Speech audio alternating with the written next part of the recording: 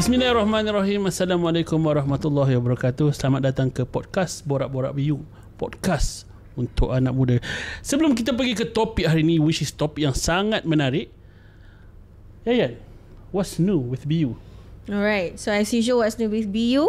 BU adalah satu digital bank direka khas untuk pengguna-pengguna di luar sana, in which dalam banking app BU ni ada macam-macam feature yang boleh membantu anda untuk menguruskan kewangan dan untuk give you a better financial habits lah. Kita nak inculcate a good financial habits. And hari ni I nak share satu feature yang I rasa bukanlah feature, satu offering atau satu produk di mana yang sangat menarik kepada semua orang adalah kita pun ada satu kad Visa iDebit BU by Bank Islam ya. So kad debit kita ni daripada BU by Bank Islam, dia macam kad debit yang lain. Okay, kad debit Visa I kita ni, tapi kita syariah compliant, and then it comes in 5 different colours di mana kita memberi pilihan kepada pengguna kita untuk you decide sendiri you nak kad macam mana, you nak kad warna apa, you nak kad yang tulis apa kat depan.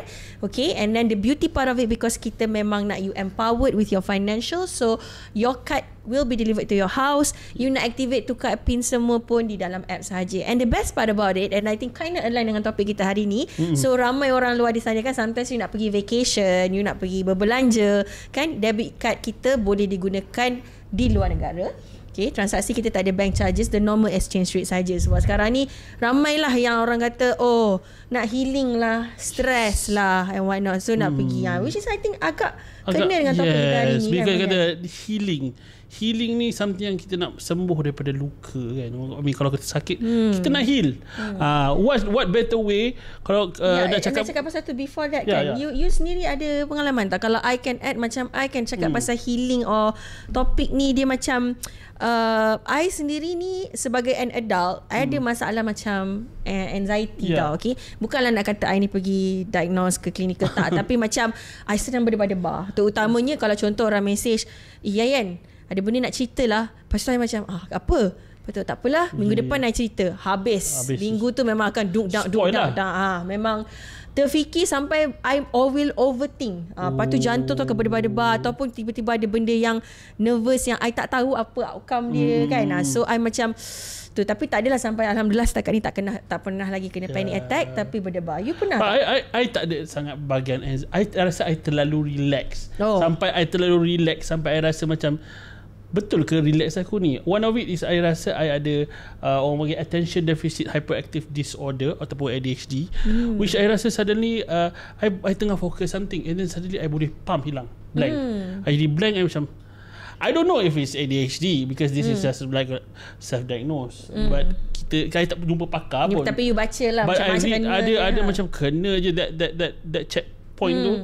Ada time juga di mana I rasa macam suddenly I should do something, siapkan hari tu, but suddenly my mood go really bawah, go flatline terus, like I don't want to do anything. Suddenly, padahal benda tu penting kena selesaikan, but suddenly dia jadi drop. I don't know if it's ADHD or not.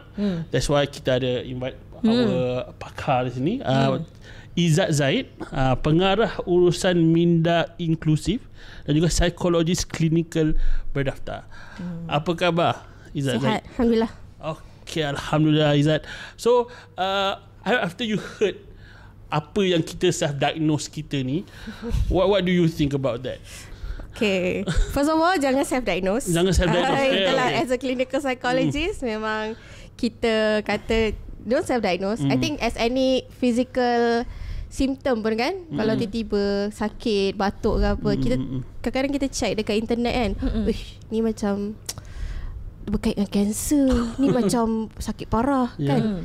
Lepas tu kita terus jadi panik dengan apa benda yang kita ada, sedangkan kita tak tahu apa bendanya lah. So anxiety ke, let's say kalau kita rasa ada simptom ADHD ke, simptom depression ke, go and seek someone untuk diorang punya professional advice lah, and then get treatment kalau betul benda tu benda kita alami. At least kita dapat nasihat ataupun treatment daripada pakar lah, how to handle or deal with the problem kan. On that manner, right, I just want to ask lah, so macam tadi Izzat you ada cakap please go seek professional advice from professionals lah, sebab they know better, you don't know kan, you can read so much and there's so many resources.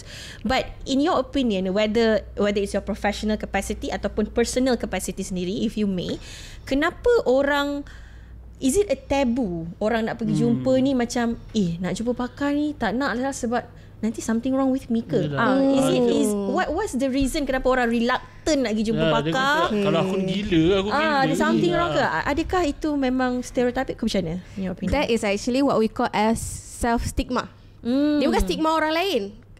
Maksudnya kalau orang lain yang kita takut orang lain fikir apa pasal kita, tu stigma daripada orang. Tapi kalau kita sendiri yang ada rasa macam, kalau aku betul-betul ada sakit ni, macam mana hidup aku? Tak nak lah, I don't want to know. Better I don't know. Better kan? I don't know, yep. Ataupun yalah, that fear, macam mana kalau orang kata aku ni gila ke apa, ataupun aku ni gila ke. So tu adalah stigma yang kita ada pada diri sendiri. So selagi ada stigma ni, selagi tu dia akan jadi macam satu penghalang lah untuk kita dapatkan rawatan. Sedangkan lagi awal kita dapat rawatan, contoh kalau kita baru sikit-sikit tak okey, lagi mudah untuk kita heal. Tapi kalau dah parah, susah. Lagi lama lah tempoh proses you nak bangkit balik tu sebenarnya. So early detection is better. Okay, before I pass back to you, Fauzan. Yeah. Coming back to stigma, right? You kata whether it's self-stigma lah. Okay, and it also could be, now we talk a little bit more about stigma orang lain. Okay kan, dia nampak macam you rasa pengalaman you lah, especially sebagai professional atau personal capacity sendiri pun, beza tak dulu dengan sekarang, di mana adakah orang sekarang lebih open dan menerima and acknowledge the fact that look, there are certain people with certain condition berbanding dulu? Ada tak perubahan tu you rasa? Okay, kalau nak compare dulu dengan sekarang, kalau maybe tengok daripada rates of prevalence, berapa ramai orang yang ada. Contohlah, ambil contoh the latest 2023 punya National Health Mobility Survey kan. Dalam survey itu sendiri ada kata, I think for those adults, bukan adults, Malaysian age 16 and above kot, 1 million Malaysians mengalami kemurungan. So angka tu besar. Tapi it could compared to yang sebelum ni, maknanya ada peningkatan daripada segi angka ataupun orang yang report maybe they have issue. And it could be because of, pertama, access to healthcare lebih awareness tu lebih banyak. Kedua, saya tengok orang sekarang lebih terbuka untuk be vulnerable tau. Kalau kita dalam social media kan, dah ada orang share macam dia journey, bukan setakat journey masa dia jatuh, masa dia ada anxiety disorder ke, bipolar ke, and then dicerita juga macam mana dia overcome those challenges. So I think people are more aware and more vulnerable to share. And because social media ni, I think it travels very fast. Kan, kalau masuk FYP, memang ramai lah yang akan tahu kan. Betul? So bila adanya lebih banyak kesedaran ni, kita boleh nampak isu-isu kesihatan mental ni, kita dah makin lama makin normalize. Normalize tu in a sense macam, okay, orang kalau sakit fizikal, kita akan terima. Manusia memang akan sakit. Tapi kita dah start normalize macam manusia pun ada masa yang dia tak okay, dan dia perlukan rawatan untuk kesihatan mental juga. That's beautiful. So kalau kita nak cakap the spectrum of mental illness, dia ada banyak kan. Kita boleh cakap depression, bipolar. Betul. Kalau kita nak sentuh everything, tak sempat lagi. Betul. Dia punya buku ada dekat tebal ni kot. Manual. So hari ni kita nak rapat kan, boleh 1,000 lebih pages 1,000 lebih. Kita mungkin ambil 1/10 lah kot daripada buku tu. So kita boleh kata ADHD ni, kalau kata ADHD mesti budak-budak. ADHD topik hot kan sekarang kan. ADHD mungkin budak-budak, anak aku ada ADHD lah, dia susah nak belajar lah. But what if ADHD tu ada pada orang dewasa? Ada ke? Is it one of the I mean bawah spektrum ADHD kepada orang dewasa? Okay, kalau kita nak faham ADHD dalam kalangan orang dewasa, pertama, ADHD ni dia adalah neurodevelopmental condition. So neurodevelopmental ni, you memang sepanjang you zaman perkembangan tu, isu tu berlaku lah. So memang dia punya simptom tu perlu ada daripada kecil. Dia tak boleh tiba-tiba ada waktu dewasa. Kalau contoh ada orang datang kat saya kata, saya tak boleh nak fokus kerja lah, saya tak tahu kenapa saya tak nak fokus, saya jadi pelupa, saya selalu tertinggal barang. Saya tengok semua ni simptom ADHD. Lepas tu kita tanyalah, okay, daripada bila awak experience benda ni? Masa saya start kerja, lepas saya start kerja setahun lepas tu saya nampak makin lama makin kerap saya lupa. Kita tanyalah, sebelum tu ada tak? Oh tak ada, sekecil tak ada. Masa zaman dulu tak ada. Sebelum tu saya tak ada masalah pun. That's not ADHD. Okay. So dia kena start daripada awal lah. Yes. So simptom tu onset dia daripada zaman kanak-kanak. Okay. Cuma kita nak kata biasanya kalau dapat detect pada zaman kanak-kanak, then you get treatment early lah. Tapi for some people, mungkin parents dia kurang awareness, ataupun yelah, ada parents yang cakap macam ni, biasalah apa, budak-budak lama-lama dia tu esok okey lah tu. Dia tu memang nakal macam tu. Dia tu nak, macam tu lah. Lepas tu some people with ADHD mungkin IQ dia agak tinggi, intellectual. So bila exam okay, dia tak jadi isu. So mungkin dia tak fokus dalam kelas, dia ada masalah with yang berkait dengan ADHD, tapi end up exam okay. So parents pun tak risau, tak apa kot, dia ni boleh survive kot. So sebab tu kalau yang diagnose masa dewasa ni, bila kita tengok balik dia punya background kan, kita akan nampak satu fasa bila dia dah keluar dari rumah and dia kena sendiri. Okay. Dia kena handle, be on, berdisiplin, be independent. Daripada perform masa sekolah terus flop masa uni. That's a common case for adult yang bila dah besar baru dia macam tertanya-tanya, aku ni ada ADHD ke? Oh, kena okay. I'm really interested. So macam okay, macam tadi you cerita dari awal dia macam tu tak ada fokus, tapi dia perform. Kenapa tiba-tiba independency tu terus dia flop? Memang adakah ADHD ni someone yang kena ada I don't know, safety net ke macam mana? Kenapa tiba-tiba at that particular point when independency hits dia suddenly? The keyword is structure. Bila hilang structure, sebab ADHD dia punya struggle adalah with planning, organisation, nak keep things organised, nak plan for benda-benda yang jauh ke depan. So bila you dalam environment, especially kalau parents memang involved dalam you punya akademik, malam ada timetable, you duduk buat homework, yes, you ada orang yang akan jaga you punya rutin. So then you can do it structure, but once you are out of structure, then dia ibaratnya macam this structure yang parents bagi ni, contohlah kalau ada duri dalam air, dalam laut ke apa, kita tak nampak duri tu sebab ada air. Tapi once air tu dah tak ada, support tu dah tak ada, duri tu akan muncul. So typical lah kita nampak bila masuk college, dulu okay, tapi masuk universiti tiba-tiba kenapa aku tak boleh nak buat ni? Padahal bukan student malas. Kita dengar diorang memang diorang yang bersemangat nak belajar, yang memang bersungguh, tapi macam kenapa susah sangat nak buat assignment, lepas tu nak dalam kelas pun nak duduk asyik mengantuk ke. So they have this struggle that muncul later lah. So this is typical kalau especially saya kata lah IQ tu agak tinggi lah. So nak kata tadi adult kan, kita ambil budak-budak sebab dia neurodevelopmental. Okay, so dia start daripada zaman kanak-kanak. So selalu saya akan tanya lah, kalau orang yang kata macam ya ke adult ada ADHD kan, saya akan tanya, so kanak-kanak yang besar jadi dewasa ni diorang tiba-tiba hilang ke? Kan, it's a brain punya differences kan. So dia tak adalah tiba-tiba macam masuk umur 25, tak ada dah, aku orang yang lain. I mean ADHD ni dia sehingga besar, dia tak ada rawatan, dia ada cure. Dia, kita nak kata macam mana, kalau ada satu perspektif ni kita panggil neurodiversity. Dia dalam this perspective of neurodiversity, kita kata manusia ni memang pelbagai cara berfikir dia. Dan ada orang yang cara berfikir dia berbeza banyak. So these are yang you dapat label like ADHD ke, autism ke, the way they think is different. So kita tak kata cara berfikir tu salah. Kita just kata mungkin dia sesuai dengan keadaan yang berbeza. Contoh people yang ada ADHD, dia very creative mind, dia very innovative. Diorang distracted tu sebab minda diorang tu ke mana-mana tau.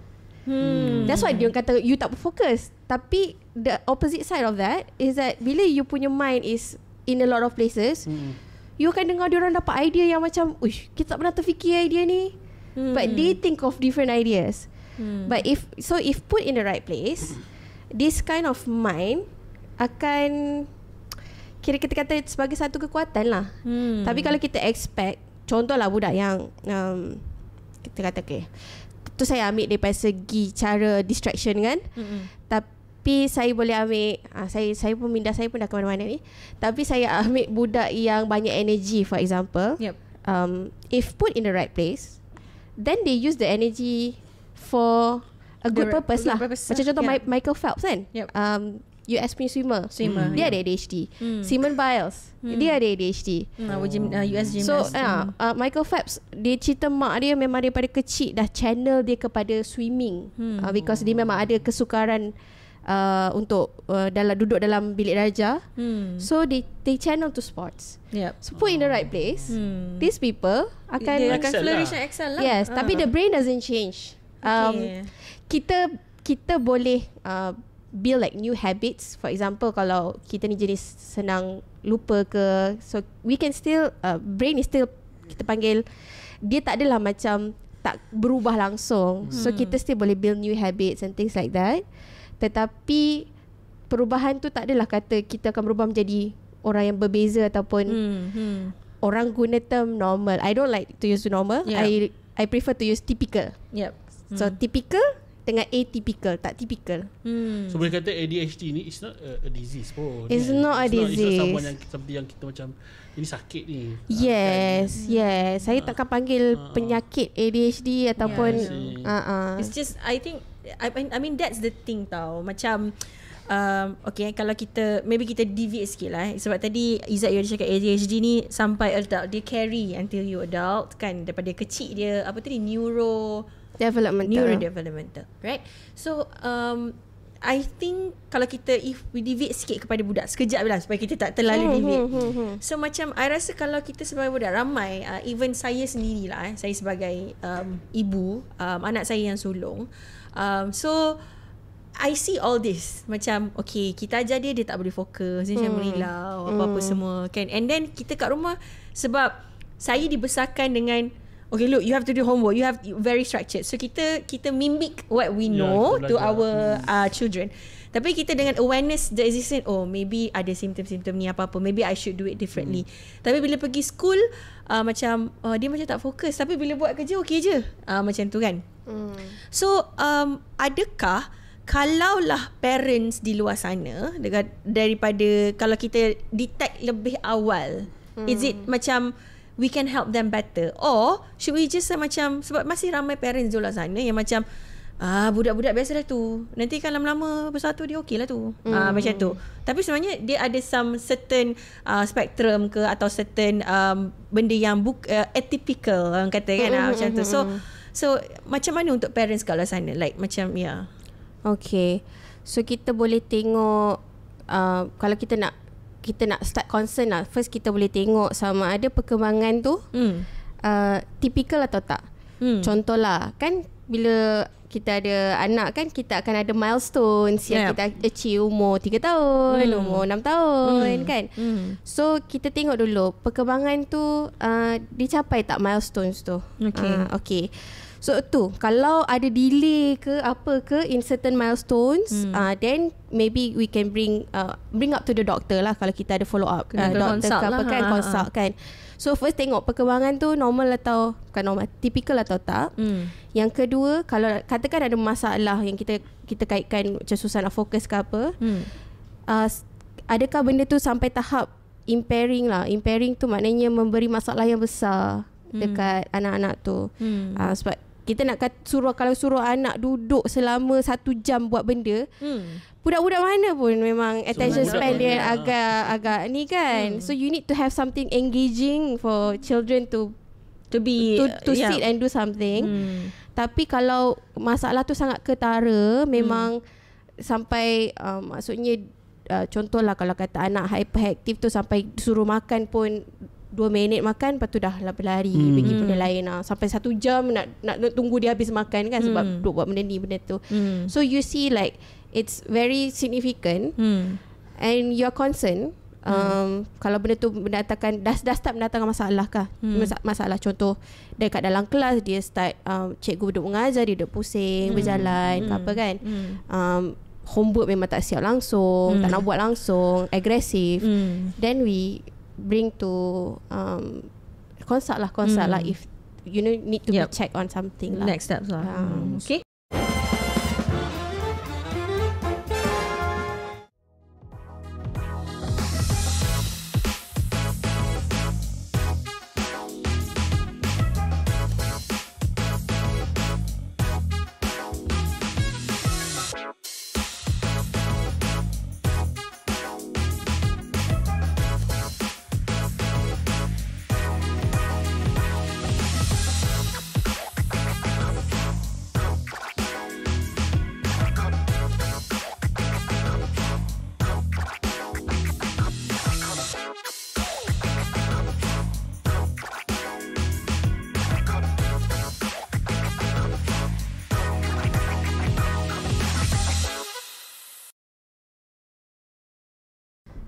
Orang kata tadi kan bukan self diagnose lah. Kanak-kanak dia ada diagnosis dia untuk menentukan ADHD. So untuk someone yang rasa dia ada ADHD, untuk dewasa untuk orang dewasa lah yang rasa dia ada ADHD, dia kena early diagnose. Betul ke aku patut cari orang untuk ataupun cari pakar untuk mengetahui aku ni ada ADHD? What is the first, I mean probably tiga simptom yang okay aku kena pergi.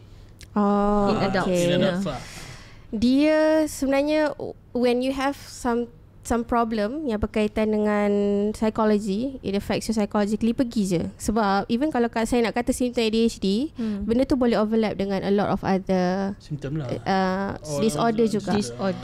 Contoh kalau nak kata tak boleh fokus kan, tak boleh fokus tu sendiri boleh berkait dengan anxiety disorder, boleh berkait dengan depression, so boleh berkait dengan ADHD, boleh berkait dengan trauma. So dia satu simptom yang sama boleh berkait dengan banyak benda. Dia macam sakit fizikal, you batuk. Batuk tu boleh berkait dengan COVID, boleh kait dengan batuk biasa, boleh kait dengan tuberculosis. So a lot of things. And so kita akan tengok daripada simptom tu dia ada cluster of simptom-simptom lain juga. Dan kalau meet kriteria baru kita akan bagi diagnosis lah. So kita kena faham apa punca you tak boleh fokus tu contoh. Tak cukup tidur pun tak boleh fokus. Kalau seharian tak tidur, besok nak buat kerja memang tak boleh nak fokus lah. Kalau for example stress tinggi pun, so benda tu semua akan effect. So kita nak faham, okay, you datang dengan masalah ni, jom kita cari kenal pasti root cause dia.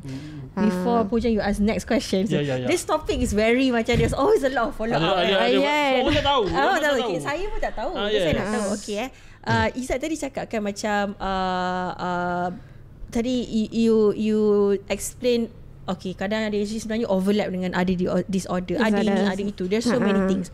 Then maybe I just would like to ask a little bit of question yang from older perspective lah. Okay, apa pendapat you bila orang cakap orang dulu tak ada pun benda-benda ni, apa benda disorder ni, apa-apa tak ada pun, elok je. Apa-apa disorder ni tak ada. Ke dia kena rasuk, kena kacau dengan badi. Apa-apa ke kan. So macam tak pernah, dulu-dulu tak pernah dengar. Sekarang ni macam-macam sangat. So what's your perspective on that bila people throw this kind of statement? Okay, agak-agak kenapa? Tanya balik. Culture. Okay, what's the kita kan kaitan dengan culture? Orang kata dulu dia boleh dengar bisik-bisik, padahal kita detect skizo ataupun things like that lah. Kepercayaan daripada segi probably kau ni main kat situ ada gangguan tu yang kau dengar, things like that lah. That could be one of perspective. Sebab tu rasanya kalau adalah mungkin orang-orang yang kurang awareness, dia akan kata benda tu berkait dengan benda-benda mistik dulu. Jumpa bomoh dulu ke apa ke kan, untuk buang something lah yang dia percaya. So that could be one of, macam tadi lah kata Bojang kata culture kan. But okay, kata tadi sekarang I think sekarang because people know. Comes back to awareness lah. Orang dah tahu. Kalau contoh dulu autism kan, rasanya sepanjang, kalau tak silap saya nanti check fact ni, tapi sepanjang sedekat yang lepas ni 10 tahun ni, dia punya diagnosis tu 600 kali ganda lebih tinggi. Banyak. Berbanding 10 tahun yang lepas. So imagine, because of awareness. Tapi ada faktor-faktor lain jugalah, not just one factor lah. But yeah, when awareness is more, of course orang start mencari lah. Yelah, tapi Kobe dulu sebenarnya memang ada pun, orang tak tahu kan. Tapi masalah dulu dengan sekarang berbeza. Contohlah kalau nak kaitkan dengan anxiety issue kan, tengoklah ekonomi sekarang macam mana. Apa anak-anak muda yang struggle. Anxiety is actually more common than we think. Anxiety disorder ni, and the symptoms, bukan the symptoms, the cause tu memang boleh jadi environmental. Cari kerja susah lepas graduate. Macam mana you nak secure masa depan? You akan start worry. Apa lagi dengan dengan perang contohnya yang berlaku. So there are a lot of environmental factor yang boleh cause someone tu untuk develop issue dengan kesihatan mental. Mungkin berbanding dengan zaman dahulu yang cabaran dia orang berbeza, kesedaran dia berbeza. Dulu kan gaji berapa? Gaji mak ayah kita dah boleh beli rumah. Yalah, dulu orang kata kalau nak compare dulu 50 sen, kalau mak cerita dulu 50 sen tu dah nasi lemak semua. Kita ingat RM2 je dulu bawa sekolah. Kan? Cukup semua. Kalau dah secure kerja dulu memang rumah tu boleh beli kan. Tapi sekarang ni kalau rumah belum tentu. Betul. Kalau gaji berapa, duduk kat bandar pun tak tentu lagi boleh beli rumah kan. Boleh beli property. Betul. So it's a different zaman lah yang kita hidup. Okay, so berbalik kepada I tarik balik kepada ADHD. Probably this is suka pasal I suka I banyak benda yang I macam question lah benda ni. So berbalik kepada apa yang Izzat cakap pasal ADHD is not a disease, bukan penyakit kan. Yes. However, ada ke ubat untuk dia control that part of yang atypical tu? Susah. Okay, the challenges lah yang come. Dia, kita bayangkan macam ni, kalau kita tengok satu binomial curve so ADHD, mungkin ada orang yang dia ada traits juga, dia ada some struggles yang related to ADHD, tapi tak ketara sampai dia affect ataupun mengganggu kehidupan lah. So for those yang diagnosed dengan ADHD, memang contoh lupa tu ataupun distraction tu kerap berlaku, sehingga kerja pun terganggu, kehidupan rumah tangga pun terganggu, sosial pun terganggu. So dia dah ada sampai tahap you tak boleh nak hidup dengan baik lah. Okay, berbalik pada soalan Pojang tadi apa? Perlu ada ubat ke? Ubat untuk kontrol. So ada orang, okay, bukan. Kita balik pada binomial curve tadi. So dunia sekarang ni dicipta untuk majority. Betul tak? Betul. Ada struktur dalam kelas, dalam universiti, you kena duduk dengar lecture. So cara pembelajaran, cara buat kerja tu, dia adalah cara orang majority. Saya boleh bagi contoh, saya tak diagnose lah, tapi saya boleh bagi contoh senang movie Three Idiots. Okay. Siapa Amihan kan? Cara dia berfikir tu sangat berbeza. So kita panggil dia mungkin orang yang berbeza cara fikir. Saya tak diagnose dia ADHD lah. So sistem yang dia berada dalam tu tak diciptakan untuk orang yang berfikir macam dia. So dia akan dipandang sebagai dia ni pelik, dia ni dia ni apa, kita tak boleh terima cara dia ni. Oh, kau kena ikut cara aku. Yes. That is where the problem comes in. So medication is one of the treatment untuk membantu. Contohlah dengan isu fungsi eksekutif, kita panggil nak organize apa benda semua, so that they could fit in ataupun fit better lah, ataupun menunaikan tanggungjawab yang perlu lah. So it's still part of treatment lah. Cuma kita nak kata ubat tu dia bukan cure and you akan jadi seorang yang lain. Kita still nak raikan that these people have their own uniqueness, they have their own strength. Put in the right environment, they will strive. They will. Macam tu saya kata, Three Idiot tu memang saya fikir macam cara dia buat something. Amir Khan tu ada ADHD lah. Tak diagnose lah. Just nak bagi contoh orang lah. Berfikir lain. Lepas tu dia buka sekolah untuk budak-budak kreatif yang macam dia kan. Betul. So cara belajar tu tak sama. Tapi unfortunately the way we learn memang kena duduk, kena dengar, kena buat homework. That's what you said lah, Izzat, macam it's meant for the majority, and I like it's that. It's meant for the majority. It's meant for the system is meant for majority. That's why we have this term neuro minority. So autistic, dyslexia, ADHD, dyscalculia, itu adalah neuro minority. Cara orang berfikir tu yang tak sama. It's not. I mean, they think differently. That's all. There's. I mean, they just have different.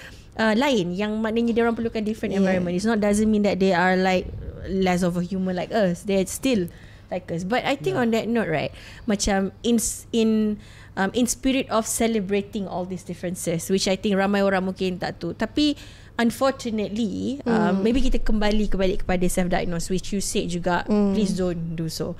Sebab benda ni kita nampak kadang-kadang dekat tempat kerja, and sometimes we see that, okay, this particular person cakap, oh, I ada depression. Okay. And then dia gunakan itu sebagai alasan untuk dia excuse.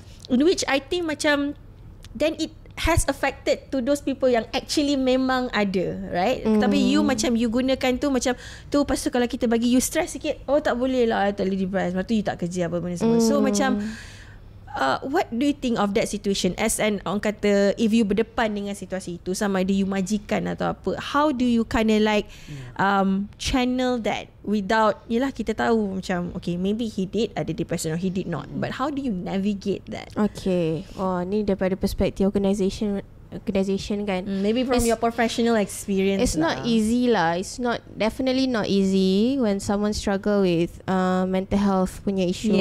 Tapi I think, say lah, if you feel like you have depression, the next step is to, what do you do with that? Adakah you nak biar you terus down, terus tak okay kan? Ataupun you cari step untuk dapatkan bantuan. Saya rasa company sekarang banyak yang ada servis kat dalam company tu sendiri, dengan counsellors ke, dengan wellness coach ke, ataupun ada yang hire externally kan, clinical psychologist. So go and get treatment first and see how that goes from time to time lah. If say for example, so I wouldn't dismiss lah orang kata dia depressed kan. Kita ada kata macam, you ke kau ni depressed, kita percaya dia, tapi dah masa kita tengok apa tindakan yang dia buat.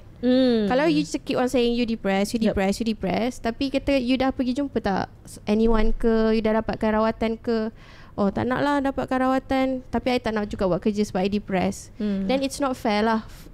Organisation pun ada needs dia sendiri kan. So I think while being compassionate, maknanya kita mendengar, tapi kena buat sesuatu jugalah.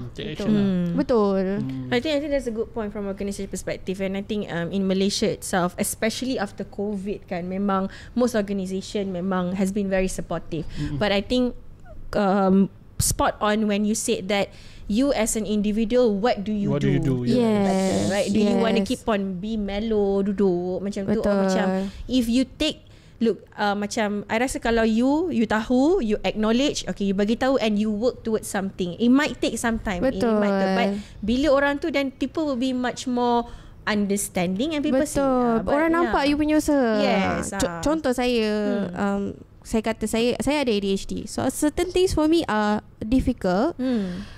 Dan saya minta bantuan daripada, kita panggil accommodation lah, daripada company kan, macam maybe certain work, for example lah, antara benda yang susah untuk saya buat bila duduk dalam meeting, saya kena dengar the whole meeting. So it's a struggle for me. So when I'm given a task untuk tulis minute meeting, saya susah nak execute dengan baik benda tu. Walaupun untuk orang lain dia macam alah, tulis minute meeting senang je, tulis minute meeting, tak payah tulis panjang ni. Tapi with me who have issue to sit for long time and listen, benda tu susah, benda tu stressful. So saya communicate, kata okay, kerja yang macam ni agak mencabar untuk saya, but I can do more of other work yang I can do. Macam tu. So I don't use my ADHD as an excuse not to do something. Tapi it helps me to explain kenapa certain thing agak susah. Boleh, tapi kata okay, boleh, I can try, but it's going to be a challenge. And bila dah terlalu stress dengan kerja lain tu, saya kena communicate lah macam okay, I have other work juga. So if you give me something yang I can do very quickly. Tapi kalau you suruh I tulis minute meeting ni, I akan duduk berjam-jam untuk review balik, tulis balik. That's the beauty of it. I think the main takeaway from what you shared based on your personal experience, thank you for that, is that macam you normalize the open communication. You tell your struggles. Like macam benda tu tak banyak tau.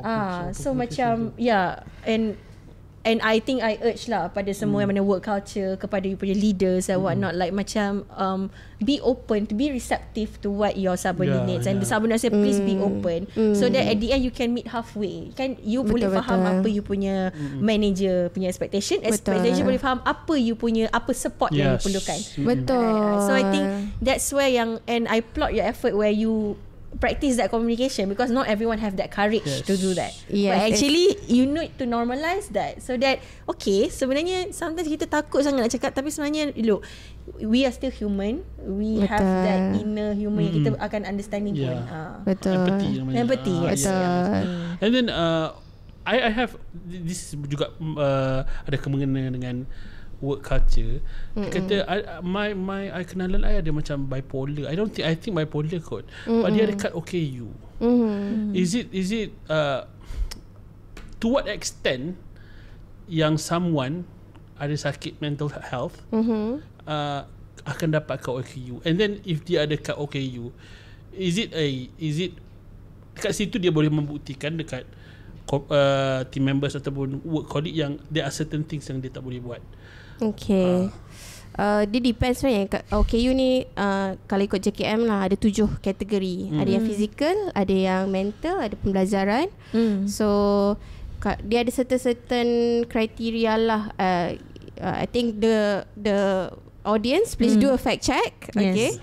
Tapi daripada pemahaman saya atau pengetahuan saya, kalau untuk kategori mental disorder macam depression, OCD, bipolar, kalau you dah dapatkan rawatan selama 2 tahun tapi you masih struggle and you still follow up, you ada you boleh untuk mohon untuk dapatkan kat OKU. Mungkin you perlukan certain bantuan accommodation from really the organisation kan, ataupun support. So you can apply lah kalau you nak lah. Untuk pembelajaran, beza pula pembelajaran, you boleh apply sajalah, tak perlu tunggu that tempo lah. Tapi typically kalau you dah sihat, you dah kita panggil remission, dah tak ada depression, then the OKU card have to be return. Dia boleh tarik balik. Yes. I pun sama lah. Tapi kalau physical disability yang permanent, you akan dapat permanent lah. Tapi from what I know, kalau macam mental disorders, you dah sihat, you dah okay. You dah tak dapatkan rawatan, tak perlu follow up, you kena return balik lah. I see. So itu kad tu dia di-issued oleh hospital lah. Dia perlu di-endorse oleh doktor, tapi JKM kena hantar ke JKM yang kekeluarkan lah. So kena buat fact check dululah apa-apa semua. Dalam JKM ada list lah. Dia punya list. Just satu movement, I won't say movement lah, but there's satu pemikiran tu mengatakan depression ataupun I always say depression is a penyakit orang kaya. Oh, kenapa? Because dia orang je mampu rasa macam tu and then do something. Orang miskin dia depressed tapi dia tak boleh buat apa because dia tak ada duit. Have you heard about that? before? First time dengar First time depression okay, so penyakit orang kaya. I mean, dia rasa tak ada orang terkecuali daripada because kalau macam orang yang miskin lah kata, dia ada depression, apa yang kena buat? Esok pagi dia kena pergi kerja juga. Compare dengan orang yang macam dah ada duit, dia ada depression, aku boleh jumpa doktor untuk rawat benda ni. But orang yang tak mampu ni, you still need to go to work, pergi bekerja. Or actually sebenarnya ada ke? I think what Pojan is trying to say is that, okay, if you are diagnosed with depression, if you come from a fortunate background, then you can access a very good therapy. Dari segi. Tapi kalau macam let's say lah you come from less fortunate, maknanya you kurang berkemampuan, is there any facilities available out there yang can help you? Because I think everybody is trying, tapi macam, but perhaps they just don't have the means. Okay. So coming back to, I think agree in a point yang bila you ada duit, you boleh access rawatan lah. Lebih mudah lah kan. Nak pergi private ke apa ke. Tetapi kalau tengok rawatan tu, sebenarnya kalau kita tengok secara holistik, ada banyak lagi benda yang kita boleh buat juga. Kalau kita nak manage depression, contohnya dengan ubah lifestyle. Kalau kita start slowly pun keluar berjalan, exercise, ataupun kita start connecting dengan orang, kita dapat support dari orang sekeliling. So kita tengok daripada pelbagai perspektif. Environment pun menjadi faktor juga dalam penyembuhan seseorang tu, healing tu. Duit pun ia juga socio-economic factor.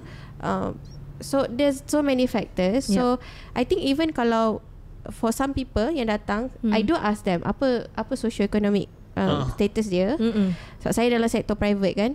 So kalau mungkin diorang tak berkemampuan, ada banyak contoh lah university, hospital university ataupun even government yang memberikan rawatan dengan harga yang lebih berpatutan. Kat government berapa? RM5 je untuk visit. Dekat hospital university for example, I think it's about RM30 per visit. And then university ada banyak penawarkan dengan trainee kan, pelatih kaunselor ke, pelatih psikologis klinikal yang free. So and ada juga NGO yang for B40 you ada certain subsidized punya rate. You bayar RM30 je ke, RM50 je ke, yang lebih murah lah, lebih affordable. So ada. Cuma kita kena research sikit lah, carilah. Sebab tu saya ni kalau saya jumpa mana-mana yang free kan, kat saya punya TikTok saya share je. Sebab tak semestinya orang pergi dengan saya. Betul. Orang boleh, kalau perlu memang saya boleh. Okay, kat sini ada orang bagi free, kaunselor free. So pergi je jumpa dia orang. As long as you get the treatment. And I think that's a blessing. Before we kind of like wrap up, right? So macam it's kind of blessing. Alhamdulillah, we're in Malaysia where healthcare system kita is, I think, one of the best. One of the best. True. Perhaps it's so cheap. It's so cheap, so saya affordable. Cerita kat semua kawan saya daripada luar negara. Bila saya cerita je kau nak bayar RM1 pergi KK, macam they can't make sense. Macam mana? Cuma kenang. Cuma kenang. So macam I think it's a privilege yang mungkin kita overlook benda ni. So sebenarnya the help is there. So I think if I were to quote what Izzat said just now, seek help if you need. I think there's a lot of assistance is needed lah. Jangan rasa diri tu sorang-sorang kan. Kita masih banyak lagi, even atas talian pun boleh call. Betul. Kita kan? ada 1555 15 talian tu talian, ada satu talian Nur, ada satu lagi talian Hill kan. There's a few I think 15999 1555 if I'm not mistaken, talian Hill 15555 right? 5 kali 5. Okay, talian krisis untuk Pusat Kecemerlangan Kesihatan Mental Kebangsaan. So jangan berseorangan lah benda ni, because there's a lot of help out there. Just perlu pergi je, perlu capai saja. So before kita wrap up lah kan, Izzat kan, boleh kita bagi sepatah dua kata last nasihat ke, last advice, anything that you want to say after all the discussion. So for me, it's normal as human, memang akan ada masa yang kita tak okay, kita akan struggle. Kita tak boleh nak selalu happy pun. Sebab ada masa kita akan kehilangan orang kita sayang. Benda tu adalah part of parcel of life. Dunia ada ujian kan. Tetapi yang kita perlu tahu adalah bila kita berhadapan cabaran tu, apa kita nak buat, kat mana sokongan yang kita nak cari, ataupun tindakan yang kita nak cepat-cepat ambil lah. It could be from a professional. And sometimes tadi sebenarnya saya nak bagi tahu, kalau contoh orang tu mungkin dia susah nak datang terapi, saya tanya dia, you ada kawan tak yang you rapat? You ada sibling tak yang you selesa nak bercerita? Ada tak orang yang you trust yang you boleh cerita? Use that as your protective factor. Orang yang akan membantu untuk you heal. So social connection, apa lagi, lifestyle, benda tu semua free. Kita jaga lifestyle kita, kita jaga tidur kita. So benda-benda ni adalah benda yang kita boleh buat untuk jaga kesihatan mental kita secara percuma. Tapi bila kita memang berhadapan dengan cabaran, kita cari je lah bantuan. But the way we take care of our physical health, kita take care of our mental health juga. Alhamdulillah. Terima kasih Izzat kerana bersama kami pada hari ini, sudi berkongsi the input, your professional input on masalah mental ataupun mental issue dekat Malaysia ni. Okay, terima kasih kepada our viewers yang kekal sampai ke hujung video ni, hujung podcast ni, dan jangan lupa subscribe our YouTube dan follow juga our social media di TikTok, Facebook, IG, Threads dan FB. Semoga kita berjumpa lagi. Assalamualaikum.